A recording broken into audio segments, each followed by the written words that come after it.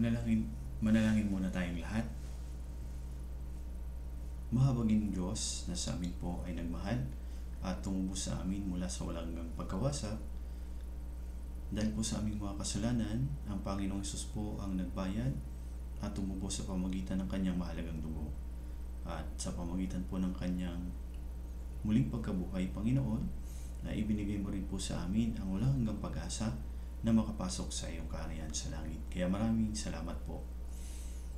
At pagkatapos na kami po ay maligtas, maraming salamat din po dahil ipinahintulot mo po sa bawat isa po sa amin ang manatili sa katawan ng Panginoon, ang Church, upang higit kaming lumago at magkaroon po ng matatag na pananampalataya. Kaya maraming salamat po. Sa umaga pong ito, Panginoon, sa aming pong pag-aaral ng iyong salita, dalangin ko po, Panginoon, ang iyong gabay at pagpapatnubay sa bawat isa po sa amin upang malinaw naming maunawaan ang iyong banal na kalooban. Sa pamamagitan po ng Unit 34, ang tungkol po sa kasalanan ni Akan na aming pong pag-aaralan, na maituro mo po sa amin ang iyong banal na kalooban at ang mga aral na dapat naming matutunan, Panginoon.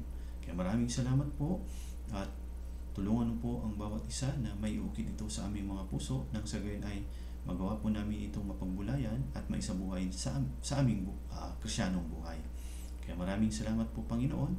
Nawa ang bawat isa ay higit na matuto ayon sa iyong banal na salita sa pamamagitan lamang po ng paksang ito.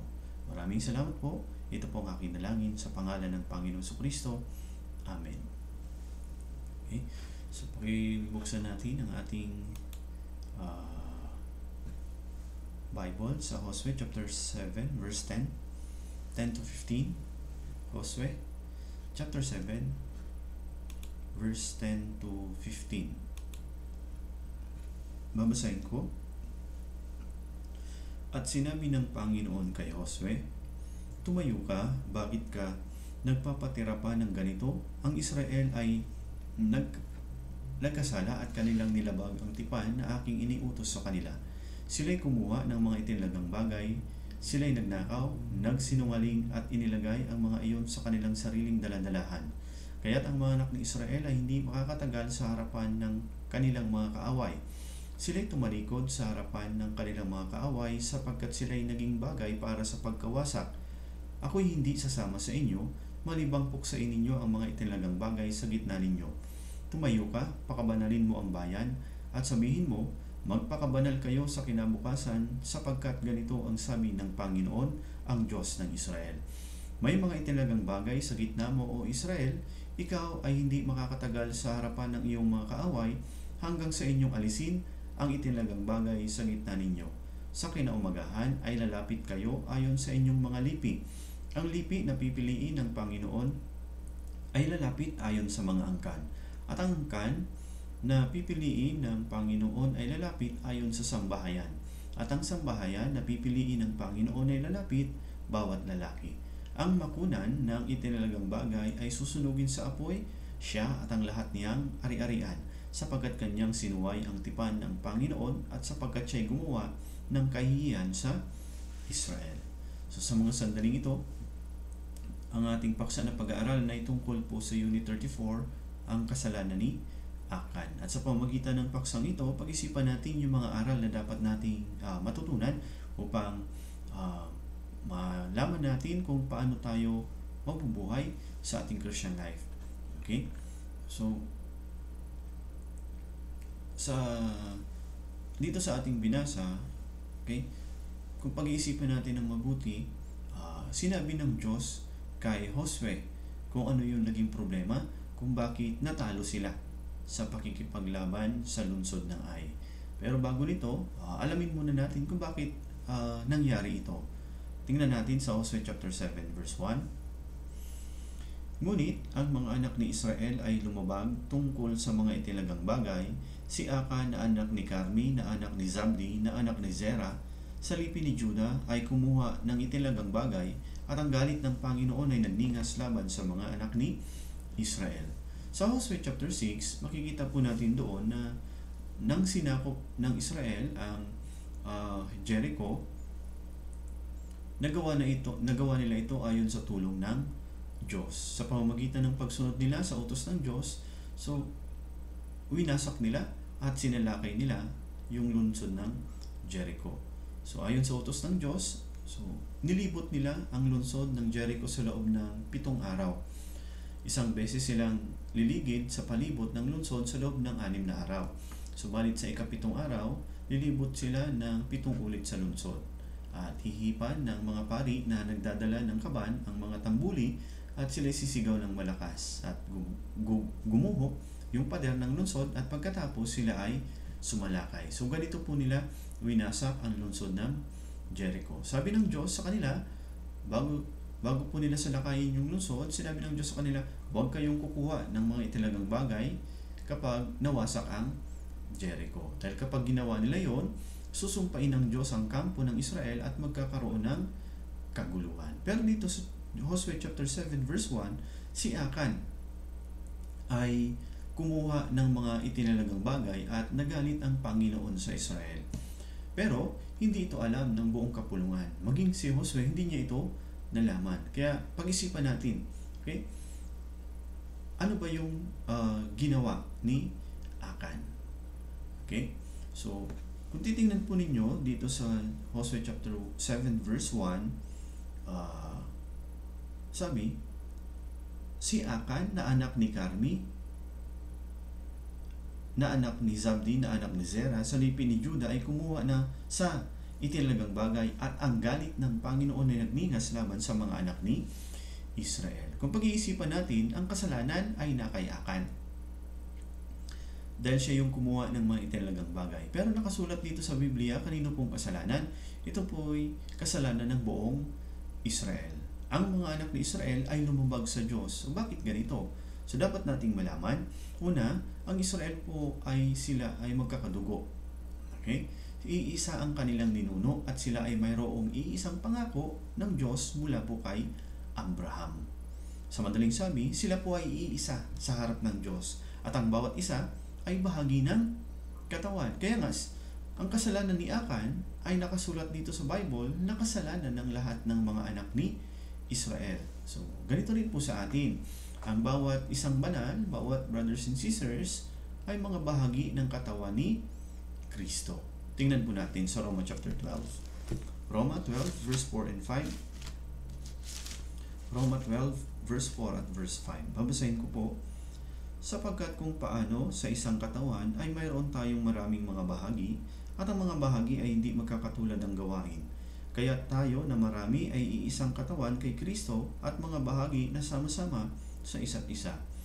So tayo ay bahagi ng iisang katawan. Kaya nga po, bilang bahagi ng katawan, ng iisang katawan, dapat nating hikayatin ang bawat isa na huwag gumawa ng kasamaan. At dapat nating pagsaluhan yung mga kahirapan, mga pagdurusa, mga kagalakan ng bawat bahagi ng katawan. At bilang bahagi ng katawan, dapat nating palakasin yung bawat isa. Gaya ng binanggit sa Hebreo chapter 3 verse 13. Tingnan po natin. Hebreo 3 verse 13. Ngunit magpayuhan kayo sa isa't isa araw-araw habang ito ay tinatawag na ngayon upang walang sino man sa inyo ang papagmatigasin ang pagiging madaya ng kasalanan. So ito po yung dapat nating ginagawa bilang bahagi ng katawan ng Panginoong Jesucristo. At magagawa natin ito sa pamamagitan ng pag-ibig. Okay?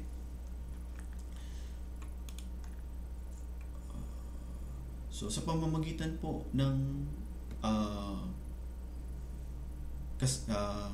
ni Akan at ng Israel, so yung relasyon po sa pagitan ng Israel at ni Akan ay relasyon sa pagitan ko at ng church. So, ang buhay ng mga Israelita, kung titingnan po ninyo, sa loob ng 40 years ay ipinapaliwanag sa bagong tipan na buhay sa church. Ang kasaysayan ng Israel ay modelo ng church ngayon. So, at ang pamumuhay nila sa loob ng sa loob ng 40 years ay sumisimbolo sa pananampalataya na nakikipaglaban sa laman. At ang pagsakop sa lupain ng Kanaan, ito naman ay sumisimbolo sa matagumpay na buhay bilang Kristiyano. So kung titingnan natin yung kasalanan ni Akan, ito po ay nakaapekto sa buong Israel. So makikita natin dito na ang relasyon sa pagitan ko at ng church ay konektado sa aking buhay.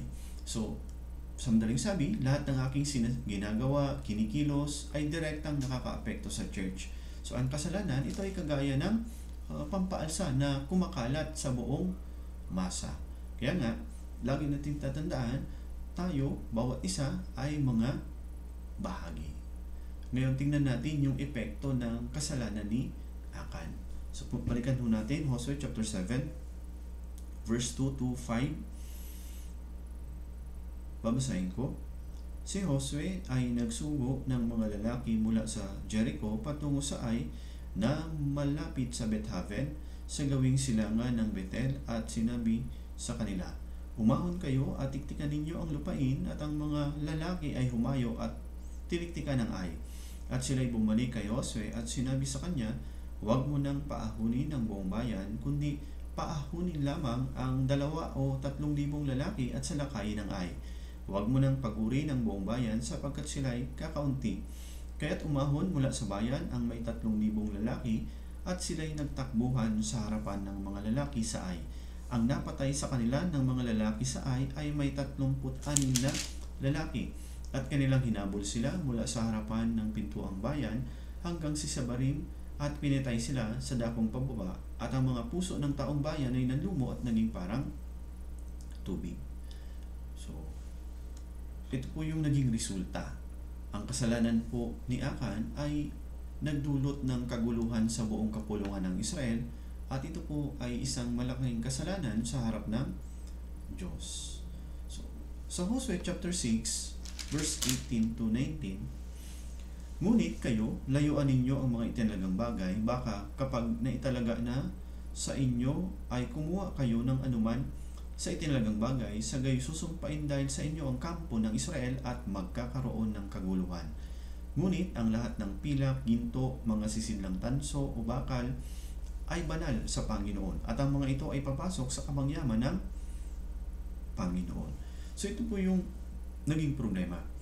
So yung kasalanan ni Akan ay gaya ng isang maliit na isda na nagparumi sa tubig. So dalawa po yung naging problema po. Una, kinuha niya ang mga itinalagang bagay para sa Diyos. So kinuha niya po para sa kanyang sarili. Sa ating Christian life, kung hindi tayo magiging maingat at ay maaari po na makagawa tayo ng ganitong kasalanan gaya po ni Akan. Sa ating buhay, kung hindi tayo nakakapagbigay ng lugod sa harap ng Diyos at kung hindi natin nagagawang magpasalamat sa Diyos sa lahat ng aspeto ng ating buhay, ito rin po ay kagaya ng pagkuha ng mga itinalagang bagay. Lalo na kapag pag-uusapan natin ng tungkol sa tithes and offering, alam natin na ang lahat ng bagay ay mula sa Diyos. Sa madaling sabi, ang lahat ay para sa Diyos. So kung hindi natin ibinibigay ang mga bagay na para sa Diyos, ito po ay pagkuha ng mga itinalagang bagay mula sa Diyos. Kinukuha natin para sa ating mga sarili. Pangalawa, ito yung pagsuway sa utos. So si Akan po ay isang kawal. Siya po ay kasama ni Josue na nakipaglaban nung sinalakay po nila yung lungsod ng Jericho. At bilang kawal, dapat siyang sumunod sa utos ng pinuno, sa pinuno ng hukbo. At dahil po sa kanyang kasakiman at pag-iimbot sa mga bagay, sumuway siya sa Diyos. So dapat nating maunawaan, tayo po ay kawal ni Kristo. Bilang kawal, kailangan nating sumunod sa commander, ang Panginoon. Okay? At may isa pang bagay, sa verse 2 to 4, si Josue ay nagsugo ng mga lalaki mula sa Jericho patungo sa Ai na malapit sa Bethaven sa gawing silangan ng Bethel at sinabi sa kanila, "Umahon kayo at tiktikan ninyo ang lupain." At ang mga lalaki ay humayo at tiniktikan ng Ai. At sila'y bumalik kay Josue at sinabi sa kanya, "Huwag mo nang paahunin ang buong bayan, kundi paahunin lamang ang 2,000 o 3,000 lalaki at salakayin ng Ai. Huwag mo nang pagurin ang buong bayan sapagkat sila'y kakaunti." Kaya't umahon mula sa bayan ang may 3,000 lalaki at sila'y nagtakbuhan sa harapan ng mga lalaki sa Ai. So dito po, nagsugo si Josue ng mga espiya upang tiktikan ang lungsod ng Ai. gaya ng kanilang ginawa sa lungsod ng Jericho. So, sa aklat po ng mga Bilang, chapter 13, mayroon din pong isinugong mga espiya. So, ang mga espiya na binanggit doon sa Bilang chapter 13, sila ay mga walang pananampalataya, yung 10 espiya. Bakit? Dahil hindi sila naniniwala na sila ay malakas upang talunin ang mga kaaway sa pamamagitan ng tulong ng Diyos. So, dito naman po sa chapter 7 ng Hosea, yung mga espiya dito ay wala din pong pananampalataya dahil naniniwala sila na malakas ang Israel para sa lungsod ng Ai. Ibig sabihin, sila po ay nagtiwala lamang sa kanilang mga sarili sa halip na magtiwala sa Diyos. So minsan may mga bagay na dapat nating gawin, subalit ganito rin po ang ating nagiging puso. Kaya po nang binanggit sa Hosea chapter 7 verse 3, huwag mo nang paahunin ang buong bayan, kundi paahunin lamang ang 2,000 o 3,000 lalaki at salakay ng Ai. Huwag mo nang pagurin ang buong bayan sapagkat sila ay kakaunti. So iniisip natin na maliit lamang iyan, maliit lamang iyon, dahil doon hindi natin ginagawa ng buong puso yung mga bagay na dapat sana'y ginagawa natin. Dahil kayang-kaya naman natin iyan. Ito po yung sa tingin natin. At dahil doon, kaya tayo nabibigo. Karamihan sa ating pong pagkabigo ay dahil sa ganitong uri po ng puso. Kaya kailangan din po nating maging maingat. So anuman po yung ating ginagawa, ay kailangan nating gawin ng buong puso.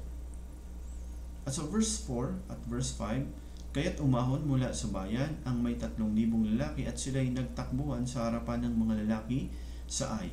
Ang napatay sa kanila ng mga lalaki sa Ai ay may 36 na lalaki at kanilang hinabol sila mula sa harapan ng pintuang bayan hanggang sa Sebarim at pinatay sila sa dakong pababa, at ang mga puso ng taong bayan ay nanlumo at naging parang tubig.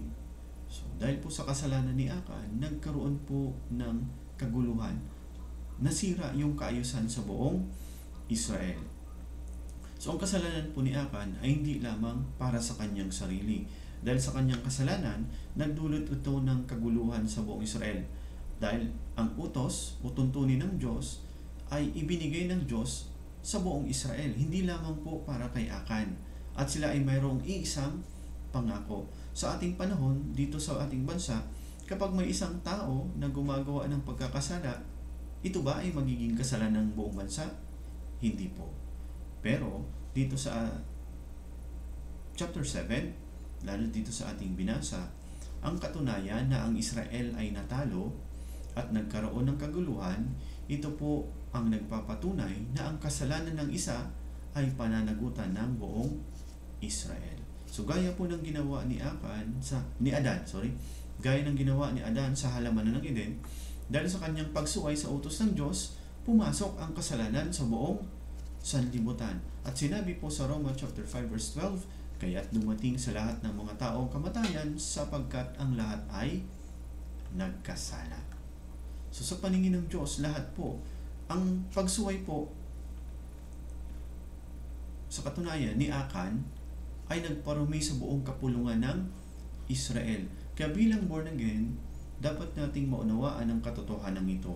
Dahil sa aking pagsuway, dahil sa aking kasalanan, ito ay nakakaapekto sa church. Kaya ipinapaalala sa atin ng Biblia na kailangan nating gawin ang lahat ng ating makakaya upang lumakad sa daan ng katwiran at katotohanan, upang magkaroon ng kaayusan sa ating buhay.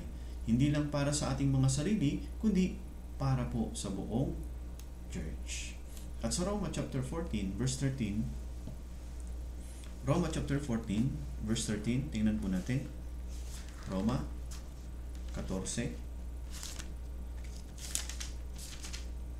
verse 13, huwag na tayong humatol pa sa isa't isa, kundi ipasya na huwag maglagay ng batong katitisuran o ng balakid sa daan ng kanyang kapatid. Sabi po, huwag maglagay ng batong katitisuran o ng balakid sa daan ng kanyang kapatid. Dahil sa ating mga pagsuway at kasalanan, hindi natin namamalayan na tayo ay naglalagay ng batong katitisuran para po sa iba. At nagiging hadlang ito sa Christian life ng ibang mga brother at sister. Balikan nun natin Hosea chapter 7, verse 6 at 9. 6 to 9. Pagkatapos ay pinunit ni Josue ang kanyang mga suot at nagpatira pa sa lupa sa harapan ng kaba ng Panginoon hanggang sa kinahapunan.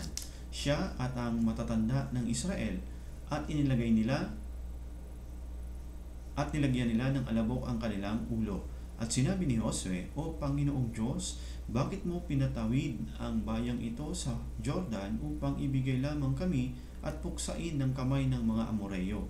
Sana'y nasiya na kaming nanirahan sa kabila ng Jordan. O Panginoon, ano ang aking masasabi pagkatapos na ang Israel ay tumalikod sa harapan ng kanilang mga kaaway? Sapagkat mababalitaan ito ng mga Kananeo at ng lahat ng naninirahan sa lupain. At kami ay kukubkubin at tatanggalin ang aming pangalan sa lupa. At ano ang gagawin mo sa iyong dakilang pangalan?" Sila ay natalo sa labanan at dahil dito, so nawalan po ng kasiglahan yung mga kawal para makipaglaban. So, ibig sabihin, bumaba ang kanilang moral. So, dito po sa Bible, so makikita natin yung maraming halimbawa na naisipakita sa atin ng Diyos na sa bawat kasalanan ay mayroong kaakibat na kaparusahan. Lalo na yung tungkol kay Zimri. Tingnan natin sa Bilang chapter 25. Bilang chapter 25 verse 1 and 2. Samantalang ang Israel ay nanirahan sa Shittim, ang taong bayan ay nagpasimulang makiapid sa mga anak na babae ng Moab, sapagkat inanyayahan ng mga ito ang taong bayan sa mga pag-ahandog sa kanilang mga Diyos. At ang bayan ay kumain at yumukod sa mga Diyos ng Moab. So, ang Israel po ay sumamba sa mga Diyos-Diyosan dahil sa kanilang pakikiapid sa mga babae ng Moab. So, sino po yung nanguna sa kanila sa pakikiapid? Sa verse 14, ang pangalan ng lalaki, Israelita, na pinatay na kasama ng babaeng Midianita ay Zimri na anak ni Salo na pinuno sa isang sambahayan ng mga Simeonita. So sila po ay nakiapid at sumamba sa Diyos-Diyosan. At dahil doon, sa verse 9, ang mga namatay sa salot ay 24,000. So pinatay ng Diyos yung 24,000 ng mga Israelita dahil po sa kanilang kasalanan. At makikita din po natin sa ikalawang Samuel chapter 21 verse 1 and 2, dahil po ipinapatay ni Haring Saul yung mga Gibeonita, ay nagkaroon po ng tagutom sa Israel sa loob ng 3 taon. At dahil din po sa kasalanan ni Haring David na makikita natin sa ikalawang Samuel chapter 24 verse 12 to 15, so binilang po niya yung mga Israelita. At dahil doon, pinatay po ng Diyos yung 70,000 na mga Israelita dahil sa kasalanan po ni Haring David. At kung titingnan po ninyo, dahil po sa kasalanan ni Akan, hinabol po ng mga taga-Ai ang 3,000 na mga Israelita. At 36 sa kanila ang napatay. So ang lungsod ng Ai, kung titingnan po ninyo, ay mas maliit at mas mahina kumpara sa lungsod ng Jericho. At dahil doon, nagulat po yung buong Israel. Bakit sila natalo?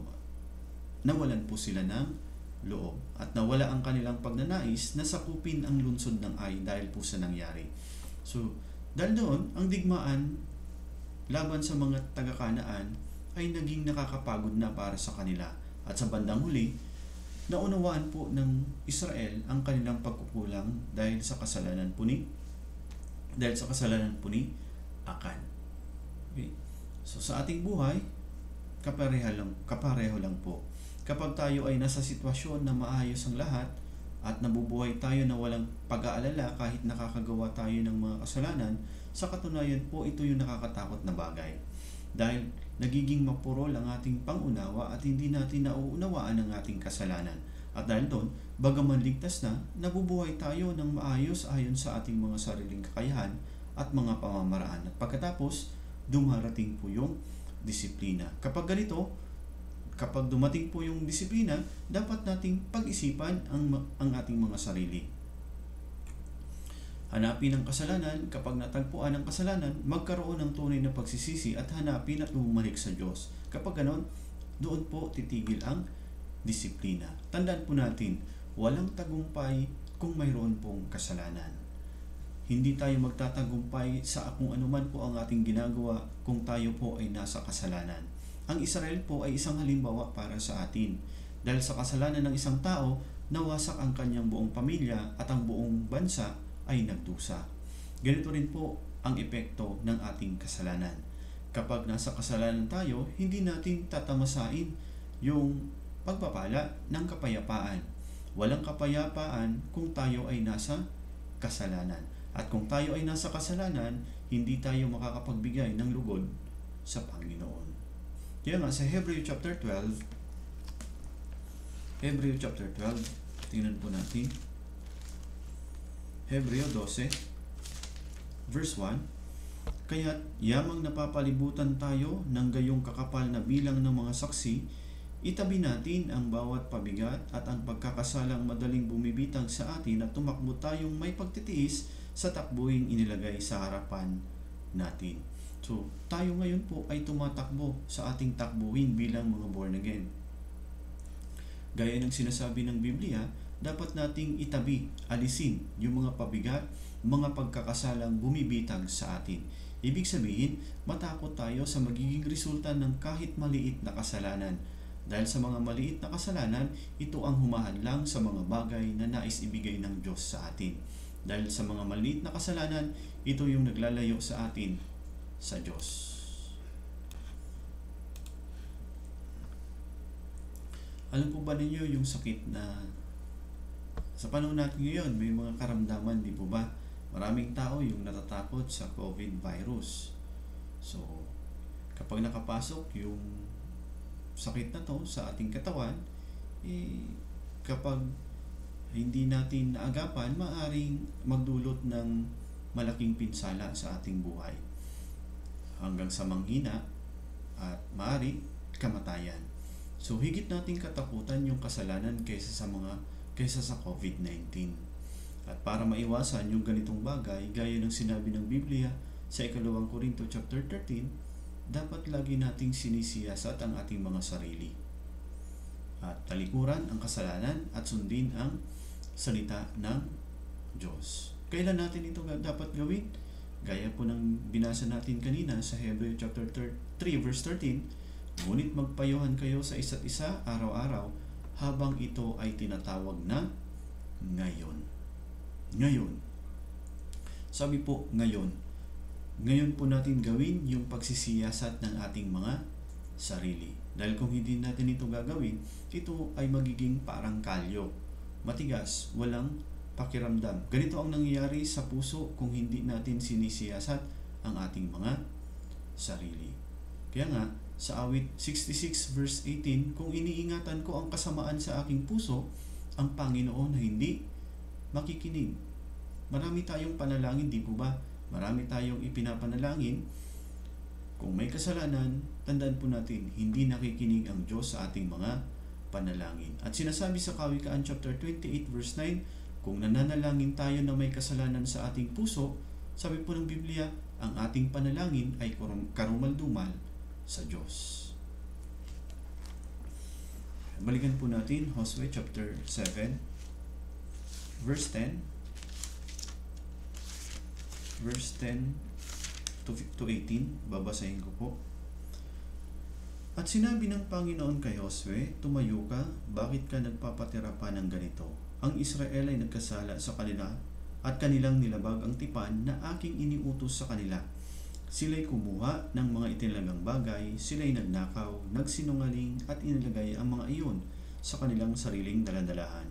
Kaya't ang mga anak ni Israel ay hindi makakatagal sa harapan ng kanilang mga kaaway.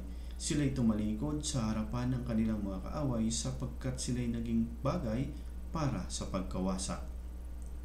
Ako hindi nasasama sa inyo, malibang puksain ninyo ang mga itinagang bagay sa gitna ninyo. Tumayo ka, pakabanalin mo ang bayan at sabihin mo, magpakabanal kayo sa kinabukasan sapagkat ganito ang sabi ng Panginoon, ang Diyos ng Israel. may mga italagang bagay sa gitna mo o Israel, ikaw ay hindi makakatagal sa harapan ng iyong mga kaaway hanggang sa inyong alisin ang itinalagang bagay sa gitna ninyo. Sa kinaumagahan ay lalapit kayo ayon sa inyong mga lipi.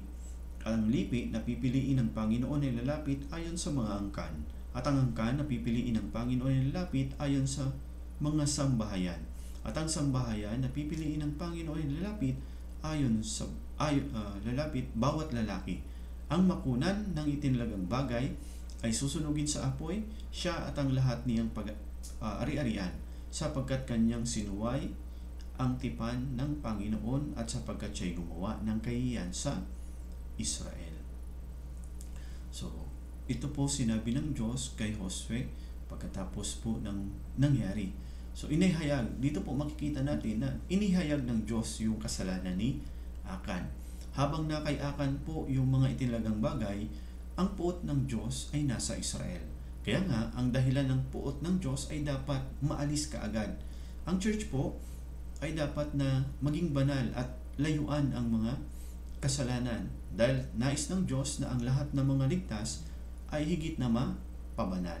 At dito sa ating binasa, makikita natin yung paraan ng Diyos upang mahayag o upang ihayag ang kasalanan. Sa katunayan po, si Akan ay binigyan ng Diyos ng pagkakataon upang ihayag ang kanyang kasalanan at magsisi. Kung titingnan po natin, ito po ay biyaya din ng Diyos. Noong napili ang Juda, dapat ay lumabas na si Akan at sinabi na niya dapat ang kanyang kasalanan. Kaya nga, babasahin ko po, verse 16, kinaumagahan, maagang bumangon si Josue at inilapit ang Israel ayon sa kanilang mga lipi. Ang lipi ni Juda ay napili. Kanyang inilapit ang angkan ni Juda at napili ang angkan ng mga Zeraita. Kanyang inilapit ang bawat lalaki sa angkan ng mga Zeraita at si Zabdi ay napili. Kanyang inilapit ang bawat lalaki sa kanyang sambahayan at si Akan na anak ni Carmi na anak ni Zabdi na anak ni Zera sa lipi ni Juda ay napili. So, binigyan siya ng Diyos ng pagkakataon upang ipahayag yung kanyang kasalanan. Pero, hinintay niya hanggang sa mapili ang kanyang sambahayan. Ito ang nagpapakita na ang kanyang konsensya ay naging mapurol na, naging gaya na po ng kalyo.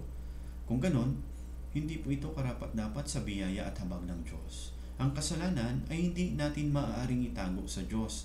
Sa talatang ito, makikita po natin na ang Diyos ay siyang nakakaalam ng lahat, na kahit maliit na kasalanan na sa ating buhay bilang isang ligtas na Kristiyano, tandaan po ninyo, ito ay nagiging isang malaking hadlang sa paglago ng church. At kung ito ay malalaman ng church, gaya ng kasalanan ni Akan na nakatago, hindi magkakaroon ng kapayapaan sa gitna ng church.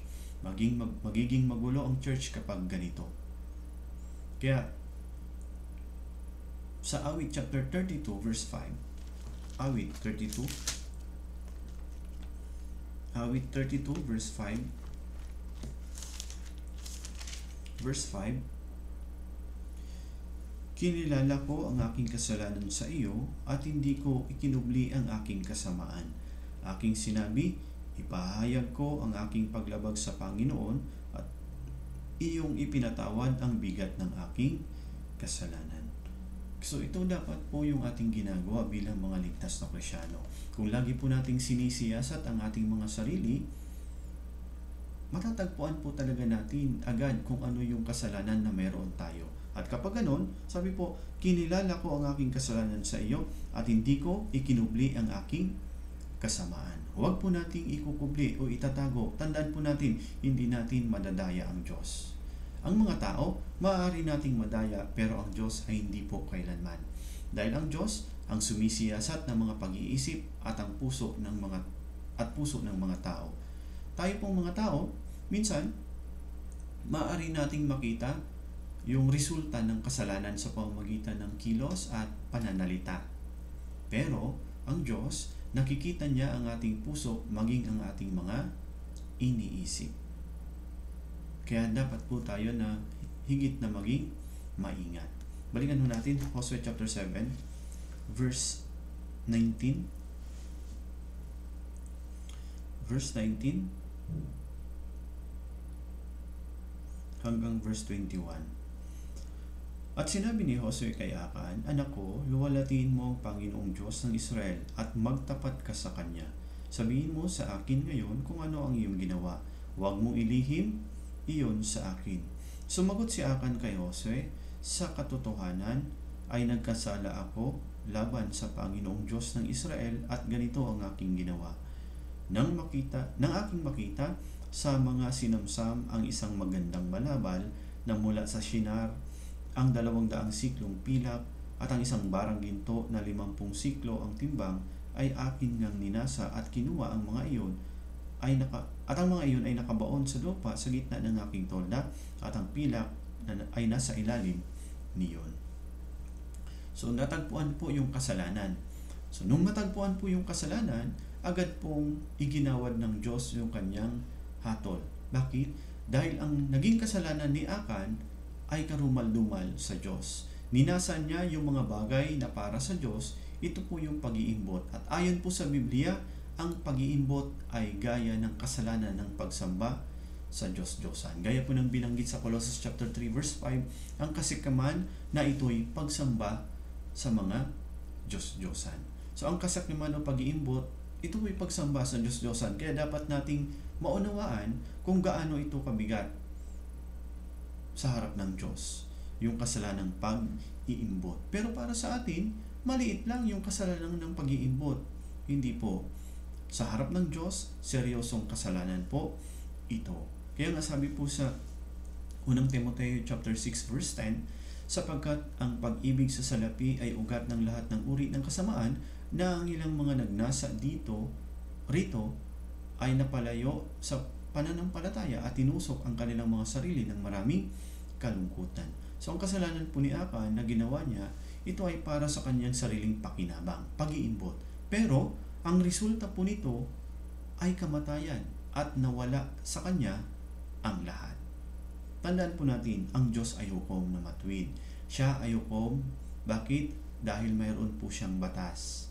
Ayon sa kanyang batas, ang kabayaran ng kasalanan ay kamatayan.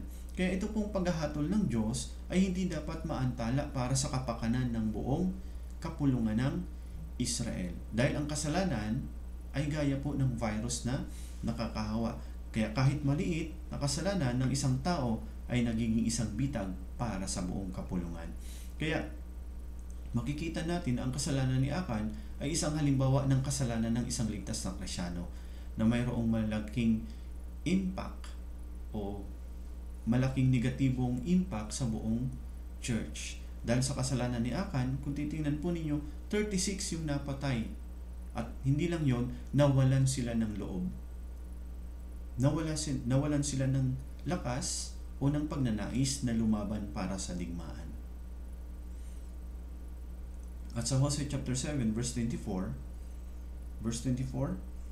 at 25, "Kinuha ni Josue at ang buong Israel na kasama niya si Akan na anak ni Zera at ang pilak, balabal, barang ginto, ang kanyang mga anak na lalaki at babae, ang kanyang mga baka, mga asno, mga tupa, ang kanyang tolda at ang lahat niyang ari-arian, at kanilang dinala sila sa libis ng Akor.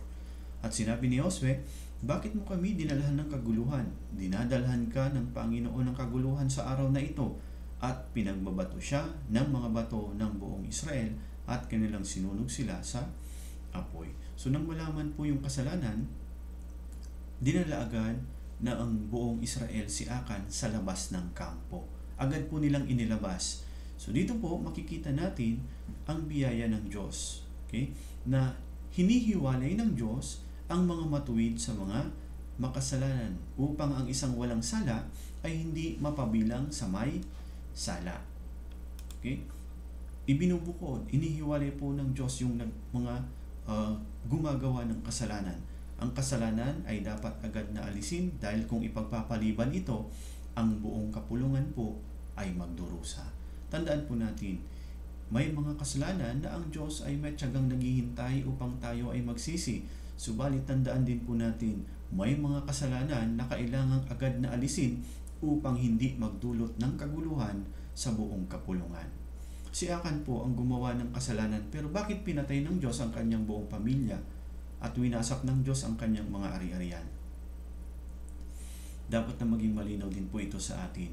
So, ayon po sa Bible, ang mga anak ay hindi mananagot sa kasalanan ng kanilang ama.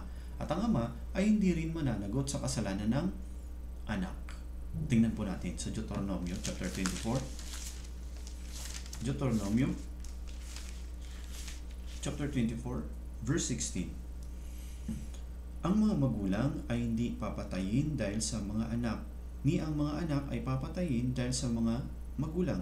Bawat tao ay papatayin dahil sa kanyang sariling kasalanan. So, kung pag-iisipan po natin sa Hosea chapter 7, bakit kasama po na pinatay ng Diyos yung kanyang mga anak, yung kanyang buong pamilya?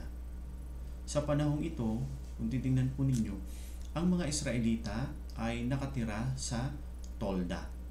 Okay, tingnan po natin. Verse 21 at 22. Nang aking makita, ito po yung sinabi ni Akan, nang aking makita sa mga sinamsam ang isang magandang balabal na mula sa Shinar, ang 200 siklong pilak at ang isang barang ginto na 50 siklong timbang ay akin nang ninasa at kinuha. Ang mga iyon ay nakabaon sa lupa sa gitna ng aking tolda at ang pilak ay nasa ilalim niyon. Kaya't nagpadala si Josue ng mga sugo at kanilang tinakbo ang tolda at nakitang iyon ay nakatago sa kanyang tolda at ang pilak ay nasa ilalim niyon. Tolda lamang po yung kanilang tinitirhan noon. Ibig sabihin, lahat ng ginagawa ng bawat isa sa loob ng mag-anak, ng buong mag-anak, ibig sabihin, nakikita po ng lahat. Maari po nilang nakita ang ginawa ng kanilang ama, pero hindi nila ito sinabi kay Josue. So sa madaling sabi, nakibahagi sila sa kasalanan ng kanilang ama. At dahil doon, lahat sila ay pinatay ng Diyos. Ito po yung nakakatakot na kahinatnan ng kasalanan.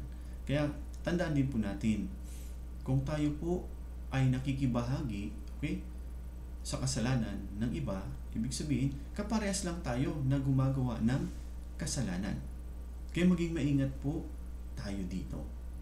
At sa Hosea chapter 7, verse 26, kanilang binuntunan siya ng mataas na bunton ng mga bato hanggang sa araw na ito. At ang Panginoon ay tumalikod sa bangis ng kanyang galit, kaya't ang pangalan ng dakong iyon ay tinawag na Libis ng Akor hanggang sa araw na ito. Sa Hosea chapter 4, kung titingnan po ninyo, gaya ng pinag-aralan natin ng mga nakarang paksa, pagkatapos na makatawid ng mga Israelita sa ilog niyang Jordan, so nag-utos ang Diyos, okay?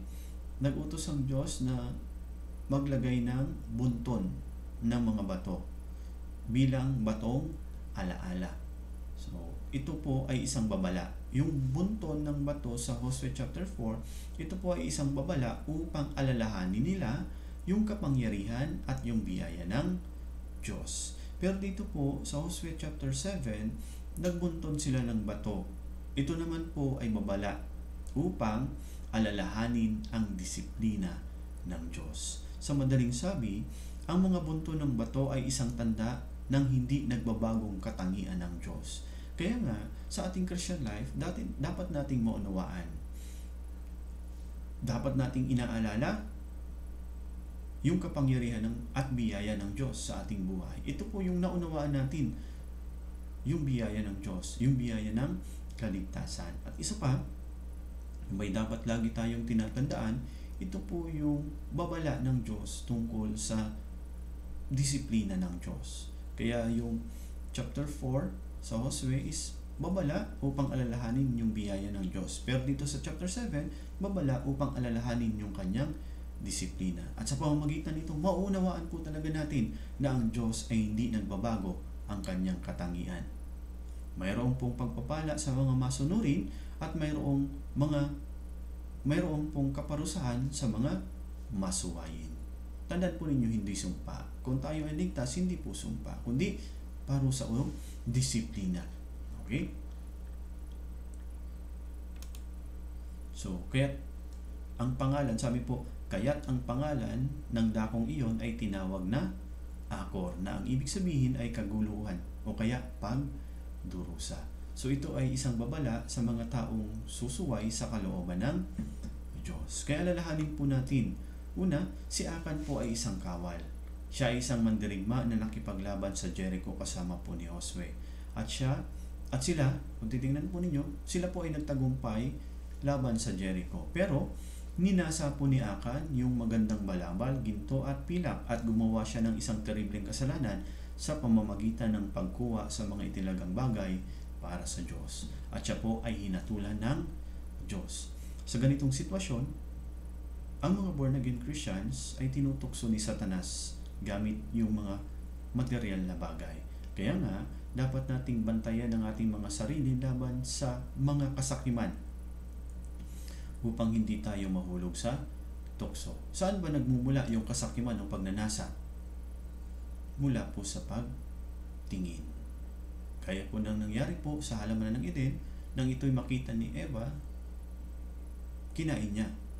At nung nagkasala si Haring David ng pangangalo niya, ito ay nung makita niya na naniligo si Bathsheba. So sa pamamagitan ng pagtingin. Isa pa po, yung kasalanan ni Akan ay itinuring ng Diyos na kasalanan ng buong Israel. At dahil doon, nakaranas sila ng kabiguan laban sa lungsod ng Ai. Gaya nito, dahil sa ating mga makasariling pamamaraan, ito po ay nagdudulot sa loob ng church ng mga kabiguan at kaguluhan, gaya po ni Akan. Kaya pag-isipan po natin ng mabuti. Bilang ligtas na Kristyano, ako ba ang nagiging dahilan ng mga problema sa church o kaguluhan? So, pag-isipan po natin ito. At sunod, si Akan ay hindi po nagsisi pagkatapos niyang nakawin yung mga itinilagang bagay. Hindi po niya ipinahayag ang kanyang kasalanan kahit pa binigyan siya ng Diyos ng pagkakataon. Ang kanyang katigasan ng ulo dahil sa pagtatago ng kasalanan ang naging dahilan kaya siya nahiwalay sa Diyos. At sa bandang huli, siya po ay pinatay ng Diyos. Sa ating buhay, kapag tayo po ay nakakagawa ng mga kasalanan o pagkakamali dahil po sa ating kahinaan, dapat po nating agad itong ipahayag sa Diyos at magsisi at magsikap na mabuhay na may kabanalan upang tayo ay mapanumbalik sa Diyos. Tandaan po natin, walang sino man po yung nakaalam ng kasalanan ni Akan, pero hindi ito maaaring maitago sa harap ng Diyos. Ito po ay isang babala sa atin.